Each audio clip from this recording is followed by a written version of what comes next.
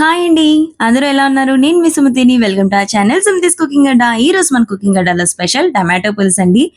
టమాటాలతోని ఏం చేసినా చాలా బాగా కుదురుతుందండి. టమాటో పులుసు, టమాటో పచ్చడి, టమాటో రసం, టమాటో రైస్ ఏదన్నా సరే అదిరిపోతుందని చెప్పాలి. సో, ఈరోజైతే నేను మీకు టమాటో పులుసుని చూపిస్తాను. వచ్చేసేయండి. చాలా సింపుల్‌గా చేసేసేయొచ్చు.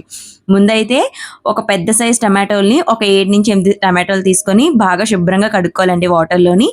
శుభ్రం చేసుకున్న వాటిని పక్కకు పెట్టుకొని వాటర్‌ని పారేసేయండి. ఇప్పుడు మళ్ళీ నేను ఇదే కళాయిలోకి టమాటోస్‌నైతే కట్ చేసుకుందాం. టమాటోస్ అన్నిట్లికి కూడా బొడ్డులు తీసేసుకొని ఎక్కడైనా పుచ్చులు ఏమైనా ఉన్నా సరే మొత్తంగా తీసేసుకొని చక్కగా ఇక్కడ చూపించే విధంగా కట్ చేసుకోవాలనమాట. ఇప్పుడు వీటన్నిటిని మనం ఆవిరికి ఉడకబెడతాం కాబట్టి మరీ చిన్న పీసెస్‌గా కాకుండా మీడియం సైజ్‌లో కట్ చేసుకుంటే సరిపోతుంది. మొత్తం అన్నిటిని కట్ చేసుకున్న తర్వాత ఇందులో 1 టేబుల్ స్పూన్ వరకు సాల్ట్ అండ్ అలాగే 1 టేబుల్ స్పూన్ కారం, చిటికెడు పసుపు, ఒక చిన్న నిమ్మపండు సైజ్ అంతా చింతపండుని కూడా ఇందులో వేసుకొని స్టవ్ ఆన్ చేసుకొని కళాయినైతే స్టవ్ మీద పెట్టేసి మూత పెట్టేసి ఒక 5 మినిట్స్ వరకు సిమ్‌లో పెట్టేసి వదిలేసేయండి. ఆ తర్వాత మూత తీసి చూస్తే ఈ విధంగా టమాటో అనేది ఉడకడం స్టార్ట్ అవుతుంది. ఇప్పుడు హైలో పెట్టుకొని కూడా మనం ఉడకబెట్టుకోవచ్చు. ఈలోపు మనము ఒక పెద్ద సైజు ఆనియన్ అండ్ అలాగే 2-3 పచ్చిమిరపకాయలు కూడా కట్ చేసుకొని పక్కన పెట్టుకోండి. మొత్తం టమాటోల్ని ఈ విధంగా గుజ్జు అయ్యే విధంగా మనం చక్కగా మెదుపుకొని దగ్గరికి తీసుకొని రావాలి. ఇప్పుడైతే మొత్తంగా చల్లారిన తర్వాత ఒక మిక్సీ జార్‌లోకి ఈ టమాటో ముద్ద అంతటిని వేసుకొని మెత్తగా ఎక్కడా కూడా టమాటో ముక్కలు ఉండకుండా చక్కగా మెత్తగా మిక్సీ పట్టుకోవాలి. ఇప్పుడైతే పోపు పెట్టుకుందాం రండి.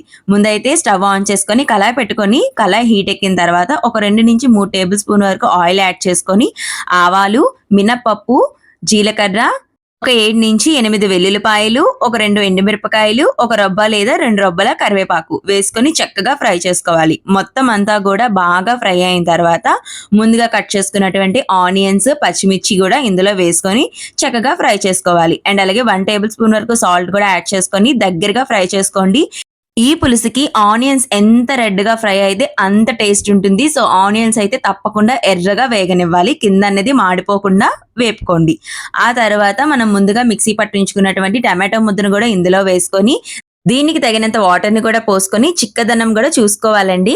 సో, ఈ విధంగా పోసుకున్న తర్వాత ఒక 5 మినిట్స్ వరకు మూత పెట్టేసి వదిలేసేయండి మొత్తంగా కలిపిన తర్వాత. ఆ తర్వాత మూత తీసి చూస్తే చక్కగా చూడండి ఎంత మరగడం స్టార్ట్ అయిందో. ఇప్పుడు ఇందులో 1/2 టేబుల్ స్పూన్ వరకు ధనియాల పొడి, 1/2 టేబుల్ స్పూన్ వరకు గరం మసాలా, ఒక 2-3 రబ్బల కరివేపాకును కూడా యాడ్ చేసుకొని మొత్తంగా కలుపుకున్న తర్వాత సాల్ట్ కూడా ఈ టైంలోనే అడ్జస్ట్ చేసుకోవాలండి. సాల్ట్ సరిపోకపోతే సాల్ట్ కొంచెంగా వేసుకొని మూత పెట్టేసి వదిలేసేయండి సిమ్‌లో. ఒక్క 5 మినిట్స్ తర్వాత మూత తీసి చూస్తే దగ్గరగా ఈ విధంగా అయ్యుంటుందండి. చక్కగా మరిగిపోయి ఉంటుంది. చూసారు కదా ఎంత ఈజీగా చేసుకోవచ్చో టమాటా పులుసుని. సో, తప్పకుండా ట్రై చేయండి. సబ్స్క్రైబ్ చేయడం మాత్రం మర్చిపోవద్దు. Bye bye.